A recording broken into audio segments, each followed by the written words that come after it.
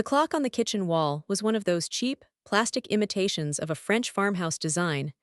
A gift from that had replaced my mother's hand-carved mahogany timepiece the week after the wedding. It ticked with a hollow, tinny sound that seemed to grate against the morning silence, marking time with the rhythmic inefficiency of a poorly maintained engine. I sat at the scratched oak table, my back to the corner, facing the entrance to the room. It was a tactical habit, one of the many things the Army had etched into my DNA during 22 years of service, and it wasn't something I intended to switch off just because I was supposedly home. Before me sat a mug of coffee, black and bitter, the steam rising in a thin, straight line. To my left was my left combat boot, the leather supple and well-worn but starting to dull. I didn't look at when she entered. I didn't need to. The air in the kitchen changed instantly, the scent of fresh morning air replaced by the cloying, aggressive stench of her midnight rose, perfume, and the stale, lingering odor of the menthol cigarettes she thought she hid from my father. Didn't walk, she occupied space. She moved with a frantic, performative energy, the heels of her mules clicking sharply against the linoleum.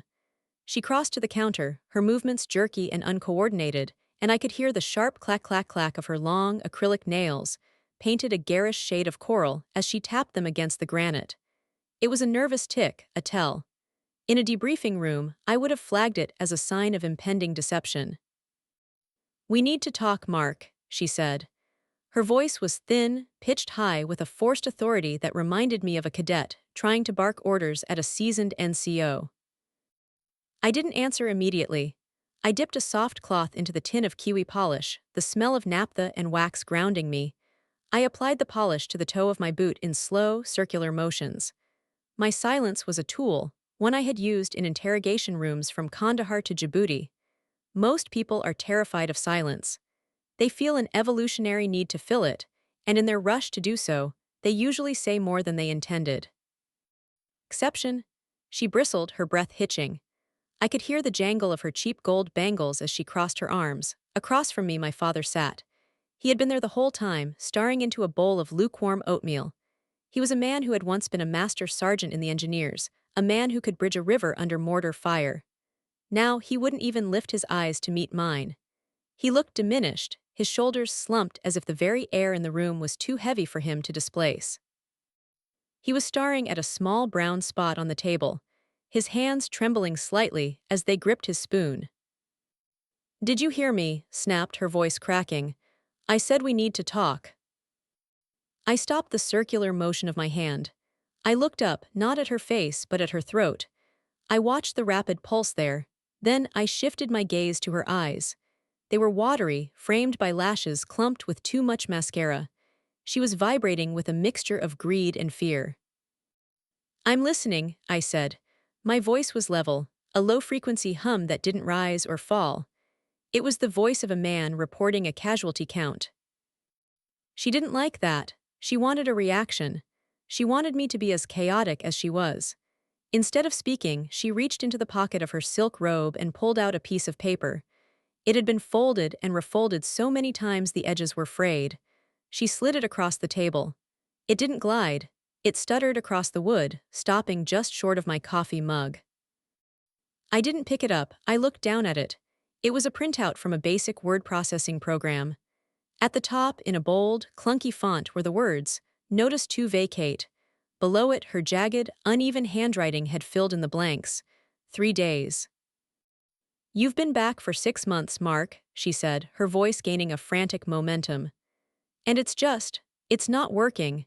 This is a family home, a place for people who are actually here, not just ghosts lurking in the hallways. You sit there with that look on your face, acting like you're still on some secret mission. It makes me nervous. It makes your father nervous." I glanced at my father. He didn't move. He didn't defend me. He didn't even blink. He was a non-combatant in his own house, a man who had surrendered his command long ago. The disappointment I felt wasn't sharp. It was a dull, heavy ache I'd been carrying since the day I returned to find him living like a guest in a home he'd spent 30 years paying for.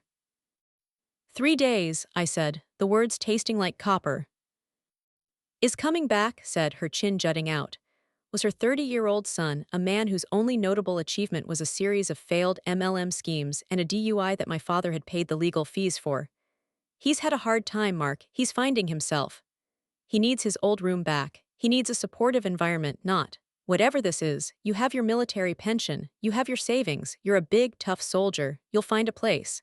But this is my house now. And I want you out by Friday. I looked at the paper again. There was a coffee stain in the corner, a dark ring that looked like a target. I thought about the theology of this house.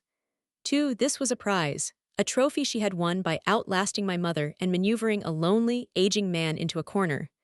To her, it was a pile of bricks and mortar she could use to shelter her golden child, a boy who had never broken a sweat unless it was to avoid work. She didn't realize that I was analyzing her the way I'd analyze a bridge I was tasked with demolishing. I was looking for the structural weaknesses. I was looking for the load-bearing beams. "Is that what you want, Dad?" I asked. My voice remained calm, but I directed the frequency straight at him. My father's spoon clicked against the ceramic bowl. He finally looked up, but his eyes were vacant, hooded by a deep, systemic exhaustion. He looked at, then back at his oatmeal. "She's right about Mark," he whispered. "He's family, he needs the help."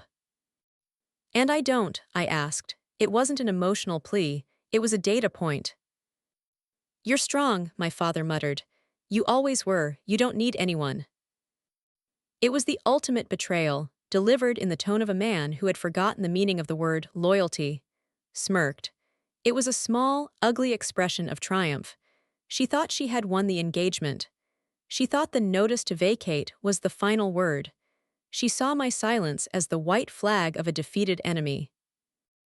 I didn't tell her that in the military, when a unit goes silent, it doesn't mean they've surrendered. It means they've shifted to a secure channel. I stood up slowly. I didn't push my chair back. I lifted it and set it down without a sound. I took the notice to vacate and folded it precisely, aligning the corners until it was a perfect square. I tucked it into the pocket of my cargo pants. 3 days, I repeated. "By noon on Friday," added, her voice regaining its shrill edge now that she thought I was complying. "And don't think you're taking any of the furniture.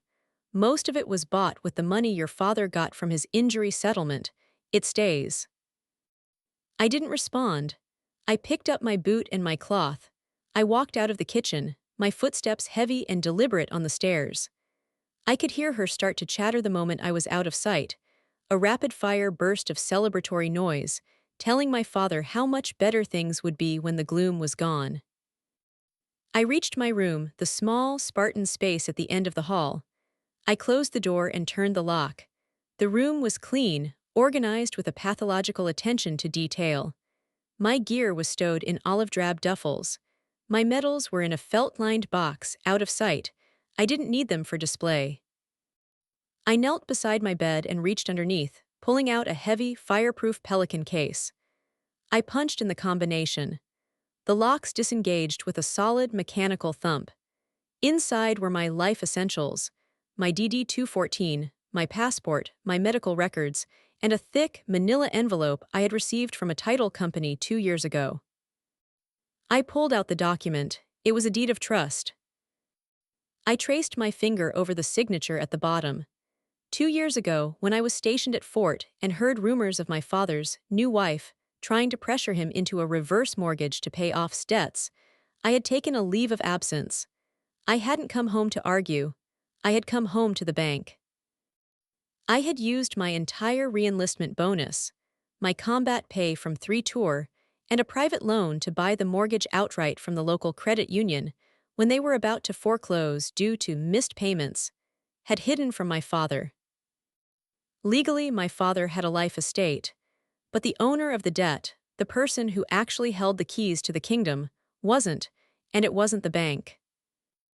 I looked at the notice to vacate in my pocket, then back at the deed. Wanted to play a game of territory. She thought she was the commander of this AO. She didn't realize that I didn't just live in the house. I owned the ground she was standing on. I put the deed back in the box, clicked the locks shut, and slid it back under the bed. I had 72 hours. In the Rangers, we could take a city in 72 hours. Dismantling a narcissist would take much less time. I picked up my boot and began to polish the other one. I had work to do. The silence of my room was a familiar weight, a vacuum I had learned to live in during the long months in the valley and the narrow, claustrophobic corridors of various transport planes. It was a soldier's silence, disciplined and observant. From the kitchen below, the muffled sound of laughter drifted up, followed by the clink of a glass. It was a celebratory sound, the noise of a scavenger who thought she'd finally cleared the carcass of its last bit of resistance. I sat on the edge of my bed, my eyes fixed on the door. It was a hollow core door, cheap and poorly hung, like everything else had brought into this house. I remembered the original door, solid oak with a heavy brass handle. My mother had polished that handle every Sunday. To her, this house wasn't just a structure. It was a testament to my father's 20 years of service and the stability she had fought to maintain while he was overseas. I leaned back, closing my eyes, and the memories began to coalesce, not as fuzzy images, but as a series of tactical reports. 12 years ago, I had just returned from my third tour. I was lean, sun-bleached, and carrying a quiet roar in my ears that hadn't quite faded. I had walked through the front door with my duffel bag over my shoulder, expecting the smell of my mother's pot roast and the firm, grounding grip of my father's hand. Instead, I was met with the smell of perfume, an earlier, equally pungent version, and the sight of a stranger's coat on the rack. My mother had been gone only 6 months. The cancer had been efficient, a silent enemy that didn't care about her weight and see approach to the lumps she'd found while my father and I were both deployed. I had been at a black site. My father had been at a training exercise in Germany. By the time we both got home, the battle was already lost. The golden child dynamic didn't take years to form, it was an overnight occupation. That first night back, I sat at this very table. I had medals in my bag I didn't want to talk about and a shrapnel wound in my thigh that still throbbed with the rhythm of my heart. Hadn't asked about the deployment. She hadn't asked if I was okay. Instead, she had spent the entire dinner crying about who was then 22, had lost his job at the warehouse because he felt unappreciated. He had been arrested for a misunderstanding involving a neighbor's car. "He's just so sensitive, Mark," had sobbed, her hand resting over my father's, the hand that used to hold a service pistol with unwavering steadiness.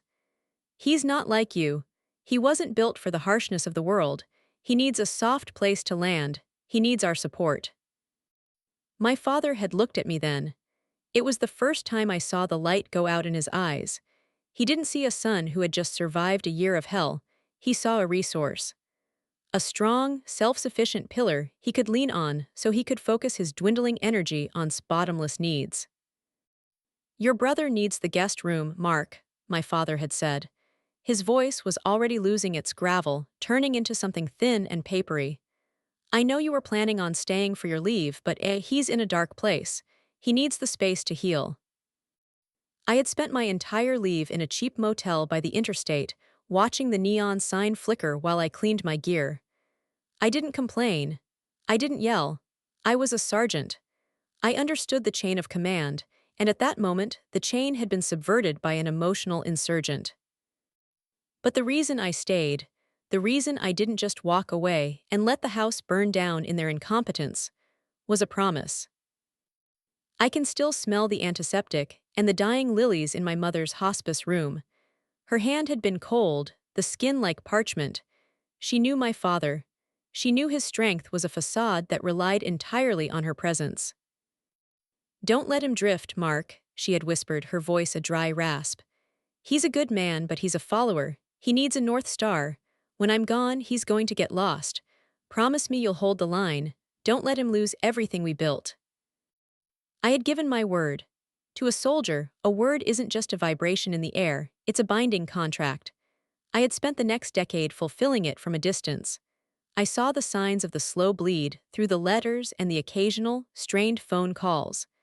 I saw the way began to treat my father's retirement fund like a personal lottery.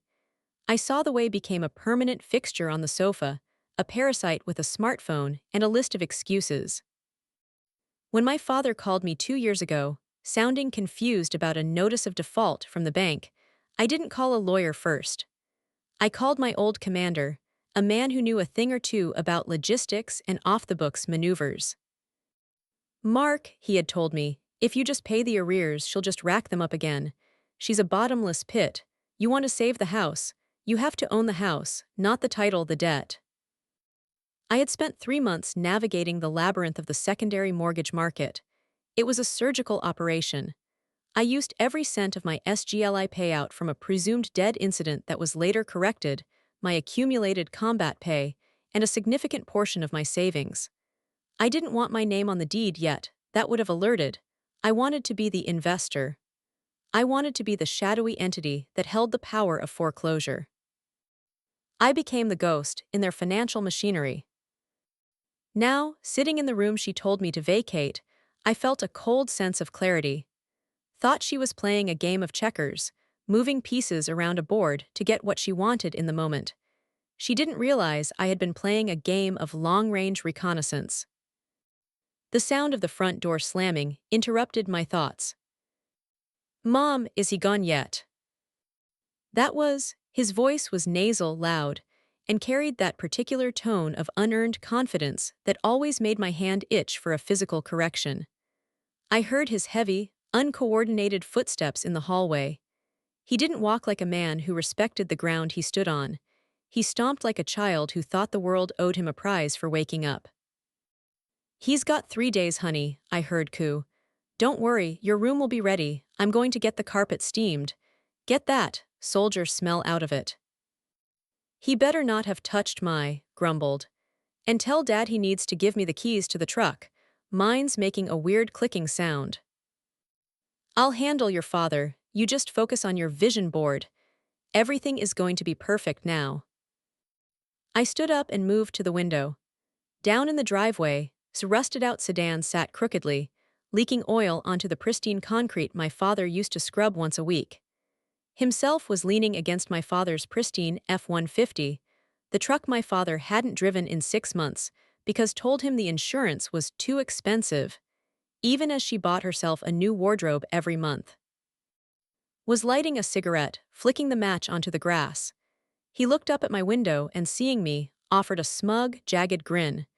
He raised a hand and gave me a mock salute, his fingers lazy and disrespectful. I didn't react, I didn't scowl. I simply watched him, recording the behavior, filing it away under evidence of negligence. The golden child was home. He was the catalyst was using to finally push me out, to sever the last link between my father and his actual legacy. She thought she was clearing the final obstacle to her total control. She thought that by giving me a notice to vacate, she was asserting her dominance as the lady of the manor. What she didn't understand was the concept of a kill zone. In an ambush, you don't fire the moment the enemy enters the area. You wait. You wait until they are fully committed. You wait until they are comfortable. You wait until they believe they have already won. Had just issued the 3-day warning. She had committed her forces. She had officially attempted to illegally evict a legal resident and the actual holder of the mortgage under a fraudulent pretense of ownership she didn't fully possess. She had just stepped into the center of the zone. I checked my watch, 10:14 a.m. I sat back down at my desk and pulled out a clean sheet of paper. I didn't need a computer for this. I began to list the items I would need to bring to the JAG office in the morning. 1. The original mortgage note. 2. The records of the missed payments from 2020 to 2023. 3. The proof of the gift deeds she had forced my father to sign while he was on heavy medication for his tremors. 4. The recording of the conversation I had just heard through the floorboards. I could feel the old rhythm returning, the calm, methodical pulse of a mission in progress. The slow burn was over. The extraction was beginning. I looked at the picture of my mother on the nightstand. The promise was almost fulfilled. My father had drifted far, but I was about to bring him home, whether he realized he needed it or not. As for and, they wanted a house. By the time I was done, they'd be lucky to have a tent. I picked up my pen and continued writing. The soldier smell wasn't going anywhere, but the scavengers, their time was up. The next morning arrived with a gray, indifferent light that bled through the thin curtains of my room. Below, the house was already waking up, but it wasn't the quiet, rhythmic awakening of my youth. It was a cacophony of entitlement. I heard the thud of boots, heavy, clumsy, and disrespectful, as he paced the hallway, and the shrill, demanding tone of voice as she argued with a delivery driver over a package. I sat at my small desk, dressed in a clean, charcoal-colored tactical shirt and trousers. I didn't rush. I moved with the economy of motion that comes from years of prepping for Wheels Up at 300. I packed a small satchel with the documents from my Pelican case and a digital recorder. My internal monologue was a checklist, cold and devoid of the heat of anger. Anger is a luxury for those who don't have a plan. I stepped out of my room and headed toward the back of the property. I didn't use the main stairs. I took the utility exit through the mudroom. I needed to get to the workshop. The workshop had been my father's sanctuary. It was a detached building, built with the same sturdy siding as the house, smelling of cedar shavings, WD-40, and the ghost of cherry Cavendish pipe tobacco. When I stepped inside, the air was stagnant. Dust motes danced in the shafts of light cutting through the high windows. I saw his lathes and saws covered in cheap plastic tarps, the surfaces beneath them likely beginning to rust from neglect. I moved to the back corner, near the heavy steel workbench my father had bolted to the floor. In the Army, we talk about the dead drop, a secure location where information can be passed without direct contact. My father had his own version. Underneath the third floorboard behind the workbench, there was a cavity he'd built 40 years ago to hide his emergency reserve. I knelt, the cool concrete floor pressing against my knees. I the board up with a flathead screwdriver. Inside was a small, moisture-proof ammunition can. I opened it. The smell of old paper and copper hit me. There were a few silver dollars, a backup set of keys to the truck, and a thick, blue folder. I pulled the folder out and began to flip through it. The documents inside were the paper trail I had suspected existed but hadn't been able to prove until now. These weren't just bank statements. They were medical directives and a durable power of attorney, POA. I laid them out on the workbench, my eyes scanning the signatures. The dates were the tell. In October of last year, my father had been hospitalized for a severe reaction to his Parkinson's medication. He had been in a state of induced delirium, according to his records. Yet, on October 14th, he had allegedly signed a gift deed, transferring his remaining 10% equity in the property to son. I studied the signature. It was too smooth. My father's hands had been shaking since 2018. This signature was a practiced imitation, a pretty version of a name he could barely write anymore. Beside it was a signature from a notary public I didn't recognize, Tiffany Vance. His ex-wife. I felt a cold ripple of professional appreciation for the depth of the rot. This wasn't just a pushy stepmother. This was a coordinated criminal enterprise. They hadn't just been waiting for him to die. They had been stripping the copper from the walls while the lights were still on. I heard the workshop door creak open. I didn't jump. I didn't even look up from the folder. "What are you doing in here?" She was standing in the doorway, framed by the bright morning light. She was wearing a flamboyant leopard print robe, a cigarette dangling from her lip. Her eyes were narrowed, scanning the room for something to be offended by. "Collecting my things," I said. My voice was like a low-frequency hum, steady and indifferent. "There's nothing in here for you," she snapped, taking a long drag and blowing the smoke into the workshop. "Everything in this building is part of the estate. I told you, you have 3 days. That doesn't give you the right to go prowling through your father's tools like a common thief." I turned slowly to face her. I held her gaze, my expression a blank mask. I saw the way her eyes flicked down to the ammunition can, then back to my face.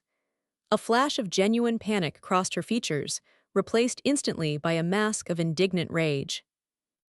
You're trespassing, she shouted, her voice rising to that hysterical pitch she used to drown out logic. I'll call the sheriff, I'll tell them you're threatening me. Get out here. I didn't argue. I didn't point out that the sheriff was a man I'd gone to high school with, or that the threat was entirely in her imagination. I simply closed the ammunition can, tucked the blue folder under my arm, and walked toward her. She didn't move.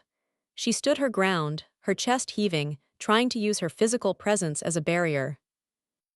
Move, I said. I didn't say it loudly. I said it with the command presence of a man who had cleared hallways in buildings that were actually on fire. It wasn't a request. It was a statement of physics. She stepped back, her heels catching on the threshold. She almost fell, her face turning a blotchy, uneven red. You're going to regret that, she shrieked as I walked past her toward my truck. You're going to leave this house with nothing, not even your pride. I climbed into my truck, the engine turning over with a healthy, disciplined roar. I watched her in the mirror as she stood in the middle of the driveway, gesturing wildly at the house, calling for a son who was likely still asleep or high. I shifted into gear and drove away. I wasn't going to a motel. I wasn't going to a friend's house. I drove 20 miles south to the Regional Veteran Affairs Office and the adjacent military installation, where the Trial Defense Service and JAG offices were located. The JAG office was a place of sterile, fluorescent efficiency. The air smelled of industrial carpet cleaner and burnt coffee, the familiar scent of the bureaucratic front lines. I sat in the waiting area, my posture straight, my satchel on my lap. Around me, young soldiers were dealing with lease disputes and divorce paperwork, their voices hushed and anxious. I was the only one in civilian clothes, who looked like he was still on active duty. Master Sergeant Vance. I looked up. A young captain, sharp and professional in his OCPs, stood at the door. Captain Miller, he said, extending a hand. I saw your file. Retired Delta, right? Retired, I said, shaking his hand. But I'm still keeping a manifest. We walked into his small, cramped office. I didn't waste time with small talk. I laid the blue folder on his desk. I laid out the forged gift deed, the medical records showing my father's incapacity on the date of the signing, and finally, the mortgage note I had purchased 2 years ago. Captain Miller went quiet. He was a JAG officer, but he was also a lawyer who dealt with the specific, ugly intersections of military benefits and elder abuse. He began to flip through the pages, his brow furrowing. She used a family member as the notary, Miller whispered, shaking his head. That's not just stupid. That's a felony in this state. I don't just want her arrested, Captain, I said. I want the status ante. I want the house protected. I want my father's SGLI beneficiary status investigated. And I want to know exactly what the Civil Relief Act can do for a retiree whose primary residence is being systematically stolen while he's under medical duress. Miller looked at me, a slow, grim smile spreading across his face. He saw the logic of my ambush. He saw that I wasn't asking for a fight. I was asking for the legal equivalent of an.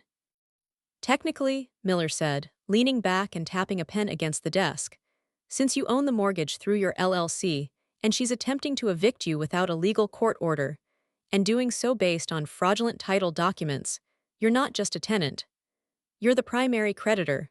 If we file for an emergency injunction and report the fraud to the VA's Office of the Inspector General, she doesn't just lose the eviction case. What does she lose? I asked. Everything, Miller said.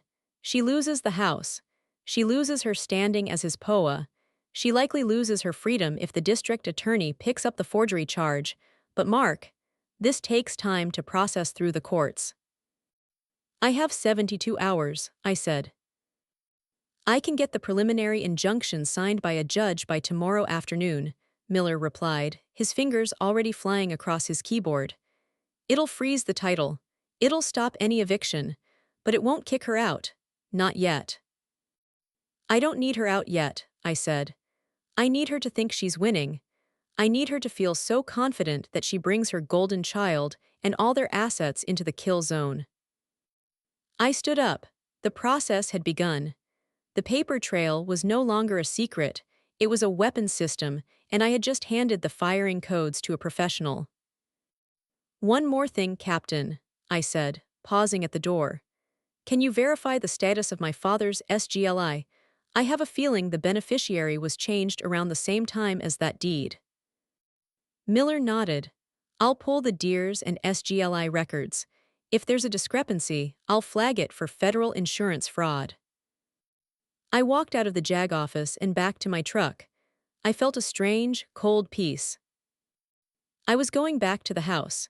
I was going to sit through the remaining 48 hours of countdown. I was going to watch her and celebrate their victory. I would drink my black coffee, I would polish my boots, and I would say absolutely nothing. The silence wasn't a retreat. It was the weaponized silence of a man who knows exactly when the hammer is going to fall. I pulled into the driveway. His car was still there, but now there was a U-Haul trailer attached to it. They were already moving his things in. They were already spending the money they thought they'd stolen. I walked into the kitchen. Was there, looking at a catalog for expensive outdoor furniture. She didn't even look up at me. "2 days, Mark," she said, her voice dripping with a casual, toxic confidence. "I hope you're packing." I didn't answer. I poured myself a glass of water, drank it slowly, and went to my room. The trap was set. Now, I just had to wait for the target to step onto the pressure plate. The rain began as a rhythmic drumming on the roof of the old house, a steady, persistent sound that mimicked the heartbeat of a man who had spent his life waiting in the dark for the right moment to move. I sat in my room, the only light coming from the glowing screen of my ruggedized laptop and the small, focused beam of a desk lamp. The air in the room was cool, smelling of the ozone from the storm and the faint, metallic scent of the CLP, the cleaner, lubricant, and preservative I had used on my father's old service pistol earlier that afternoon. It was a ritual of maintenance, a way to keep my hands busy while the legal machinery I'd set in motion hummed into life miles away. The slow burn was reaching its ignition point. I looked at the digital clock on my nightstand. 19:30. Downstairs, the house was vibrating with a different kind of energy, was throwing what she called a new beginnings dinner. I could hear the muffled sounds of classic rock playing from a Bluetooth speaker, music my father used to love, now being used as the soundtrack to his own erasure. I could hear the distinctive clink of expensive glassware and the braying, unchecked laughter of. They weren't just celebrating my departure. They were celebrating their perceived victory over the ghost of the second platoon. I opened the final encrypted PDF sent by Captain Miller. It was the assignment of claims and the complaint for fraudulent conveyance. Because I had purchased the mortgage through my LLC, Vance Legacy Acquisitions, and because the payments had been intentionally by while she held power of attorney, a clear breach of fiduciary duty, the court had moved with surprising speed. The logic was cold and inescapable. Under the Civil Relief Act, SCRA, my father, as a retired veteran under medical care, had protections that hadn't accounted for. But more importantly, as the primary, I had the right to protect the asset. The moment I filed proof of the forged gift deed, the house didn't just become a contested property. It became a crime scene in the eyes of the bank and the VA's office of the Inspector General. I hit print. The printer in the corner began its mechanical dance. Whir click slide. The sound was small, but in the silence of my room, it sounded like the chambering of a round. I watched the pages emerge. The emergency injunction was the centerpiece. It didn't just stop the eviction she'd handed me, it stripped her of any right to alter, sell, or occupy the property pending the fraud investigation. And since I was the owner of the debt, I had exercised my right to appoint a receiver myself. I was no longer a guest. I wasn't even just the son. I was the landlord, the creditor, and the complainant. I slipped the documents into a heavy, black OPORD folder. I stood up, adjusted the collar of my charcoal shirt, and walked toward the door. I didn't feel excitement. I felt the same grim, focused clarity I'd felt before a dawn raid in Sadr City. I opened my door and stepped into the hallway.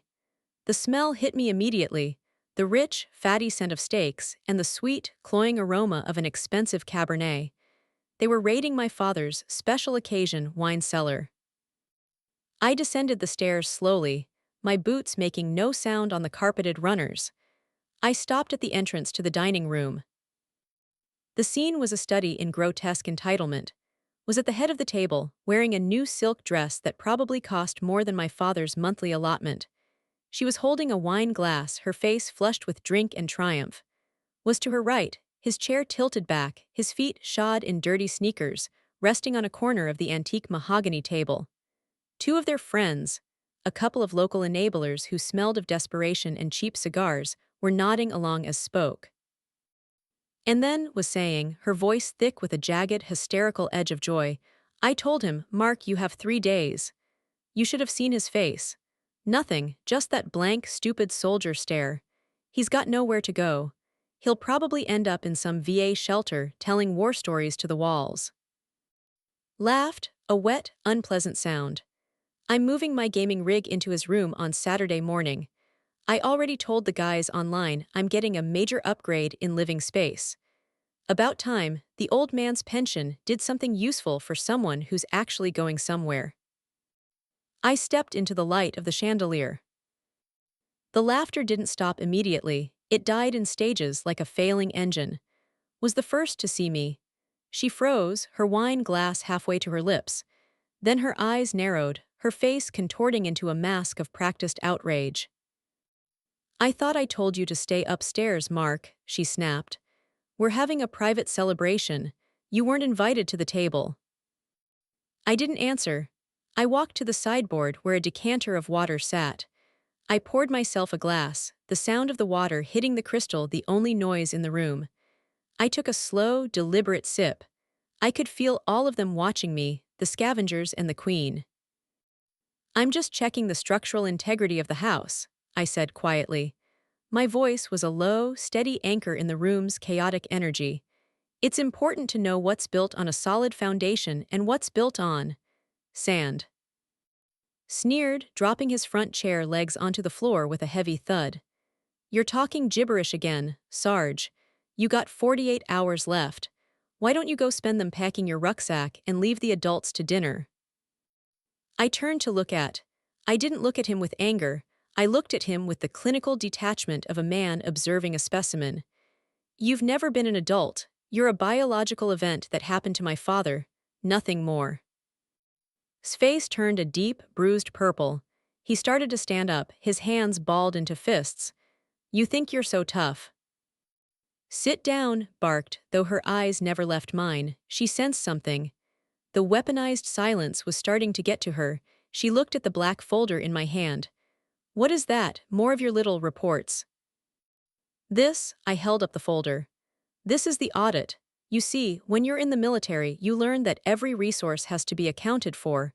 Every round. Every ration. Every cent. You thought because my father's mind was fatting, the chain of command had been broken. You thought you could forge a gift deed and intercept SGLI beneficiary forms without anyone noticing." The color drained from his face so fast it was like a physical blow. She tried to take a sip of wine to hide the trembling of her hand, but the glass clattered against her teeth. "I don't know what you're talking about," she hissed, though the volume was gone from her voice. "I have a power of attorney. I have the right to manage this estate." "You had a power of attorney," I corrected. "Until the VA's Office of the Inspector General received a report of elder financial abuse. Until the local magistrate signed an emergency injunction freezing all gifted titles due to evidence of forgery." I walked around the table, the guests shrinking back as I passed. I placed the black folder directly in front of, right on top of her plate of steak. "You told me I had 3 days to leave," I said, leaning down so my face was inches from hers.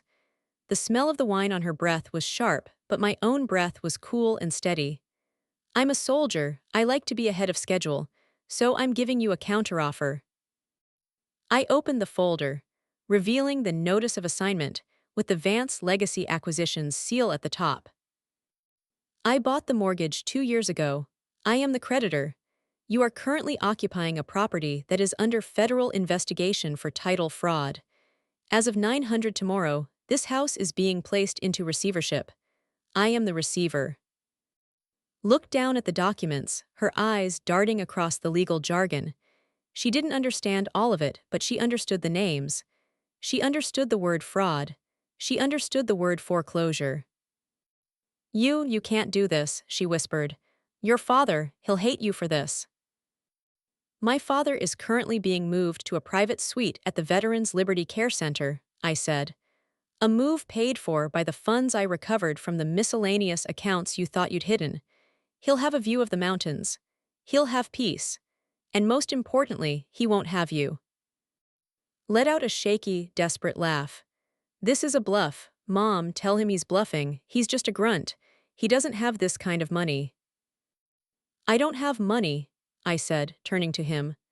I have a specialized skill set in logistics and asset recovery, and I have 22 years of back pay and combat bonuses that I didn't spend on silk dresses and gaming rigs.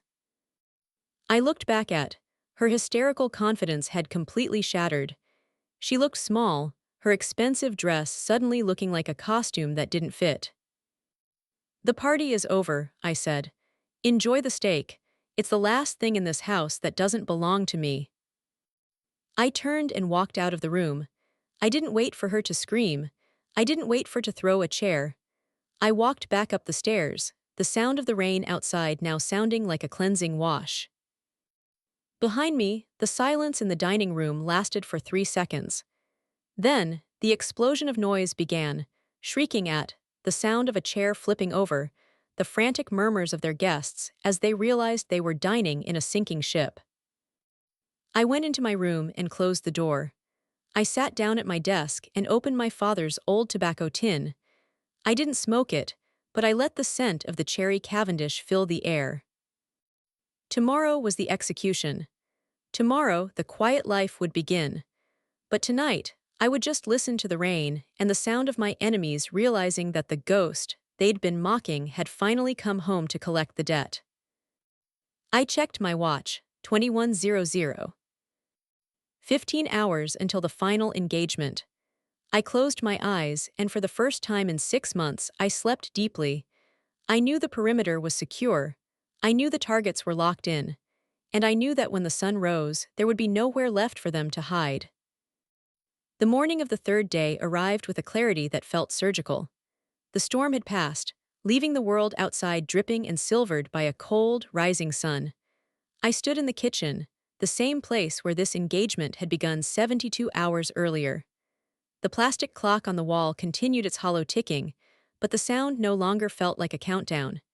It felt like a metronome, keeping time for a performance that was already writ. I was already in my Class A uniform. It wasn't a requirement, but in the military, we dress for the occasion. The brass was polished to a mirror finish. The ribbons, the Bronze Star, the Meritorious Service Medal, the rows of deployment stripes were perfectly aligned, 1/8 of an inch above the pocket. It was a visual reminder of the world and didn't understand, a world of standards, consequences, and an unbroken chain of command. I had the black folder on the table. Next to it sat my father's favorite coffee mug, filled with the last of the French press I'd brewed. I didn't drink. I just watched the steam rise. The sound of footsteps on the stairs was heavy and disjointed. Appeared first, looking like a man who had slept in his clothes, which he likely had. His eyes were bloodshot, his face puffy with the remnants of the previous night's panicked drinking. He stopped at the threshold of the kitchen, his gaze landing on my uniform. He tried to muster a sneer, but his lower lip trembled. "What is this, a parade?" he muttered, his voice cracking. "You think dressing up like a G.I. Joe is going to change the law? Mom's been on the phone with her cousin. He's a paralegal. He says you can't just buy a mortgage and kick people out. There are rights, man, squatters' rights, tenant rights." I didn't look at him. I looked at the steam. Rights are derived from the law, not from your desperate need to avoid a job. Pushed past him a moment later. She was wearing a thick layer of foundation to hide the grayness of her skin, but it only made her look like a theatrical mask. She was clutching a designer handbag, likely bought with my father's VA disability back pay, as if it were a shield. "The police are on their way, Mark," she said, her voice high and brittle. "I called them. I told them you were trespassing and us with fake documents. We aren't going anywhere. This is my house. Tom gave it to me. He loved me." I finally looked up. My gaze moved from her forehead to her chin, then settled on her eyes. "He didn't love you. He was tired. He was lonely. And you were a predator who recognized a wounded animal, but the animal has a pack, and the pack is here." As if on cue, a low, authoritative rumble echoed in the driveway. It wasn't the frantic siren of a patrol car. It was the steady, heavy presence of the county sheriff's SUV. I saw the flash of the light bar through the kitchen window, not a strobe, just the steady amber of a professional arrival. The front door didn't need to be kicked in. I had left it unlocked. Sheriff Miller, the captain's brother and a man I'd served within the reserves a decade ago, walked into the kitchen. He was followed by a woman in a sharp navy suit, an investigator from the VA's office of the Inspector General. "Mark," Miller said, nodding once. His eyes moved too, and his expression shifting to one of weary professional distaste. "What is this?" shrieked, her voice reaching that jagged, hysterical pitch I had come to expect. "Sheriff, thank God you're here. This man is trying to steal my home. He's threatening us." Sheriff Miller didn't look at her. He looked at the investigator. "Mrs. Vance," the investigator said, stepping forward. She opened a briefcase and pulled out a series of high-resolution scans. "I'm Special Agent Davis. We've spent the last 48 hours reviewing the SGLI beneficiary change forms submitted last October. We've also reviewed the gift deed filed with the county clerk." She laid 2 documents on the table, side by side. "This is your husband's signature from his 1994 discharge papers," Davis said, pointing to a shaky but authentic hand. "And this is the signature on the deed and the insurance waiver. We ran these through forensic document examiners at the federal lab. The pen pressure, the stroke velocity, the kerning, none of it matches. In fact, it's a near-perfect match for the handwriting found in your own personal checkbook, which we obtained via subpoena yesterday." The silence that followed was absolute. It was the silence of a vacuum. His mouth opened and closed, but no sound came out. She looked like a fish gasping on a dry deck. That's a lie," stammered, his face turning a sickly shade of white. "You can't prove that." "We don't have to prove it here," Miller said, his hand resting on the grip of his duty weapon, not as a threat but as a period at the end of a sentence. "We're here to execute an arrest warrant for federal insurance fraud, identity theft, and elder financial abuse. And since Mark here is the legal owner of the debt and has an emergency injunction for receivership, you two have 10 minutes to collect your personal effects. Not the furniture. Not the electronics bought with Tom's money. Your clothes, that's it." 10 minutes, finally found her voice, but it was a broken, pathetic thing. She fell into a chair, the chair that used to be my mother. "You can't do this. I'm his wife." "You're a defendant," I said, my voice cutting through her noise like a cold blade. "And as for the house, I've already signed the paperwork. The mortgage is settled. The title is being cleared of your fraudulent lien. By noon today, this property will be deeded over to the Vance Foundation for Traumatic Brain Injury. It's going to be a halfway house for veterans who actually served this country. Your golden child's gaming room. It's going to be a physical therapy suite." Lunged then. It wasn't a tactical move. It was a blind, flailing burst of pathetic rage. "You ruined everything." I didn't move my feet. I didn't even drop my coffee mug. As he swung a clumsy, telegraphed right hook, I simply pivoted. I caught his wrist with my left hand, applied a slight pressure to the ulnar nerve, and guided his momentum into the edge of the cabinets. He hit the floor with a wet thud, groaning as the air left his lungs. "Restrain him, Sheriff," I said, my voice never rising. "He's trespassing on my property." The next 20 minutes were a blur of chaotic noise and stoic execution. Was led out in handcuffs, her silk dress snagging on the doorframe she had once claimed to own. She didn't go out with dignity. She went out screaming, blaming the world, blaming me, and finally, blaming the husband she had tried to erase, was marched out behind her, his head hung low, the smugness finally replaced by the crushing weight of reality. I stood on the porch as the SUV pulled away.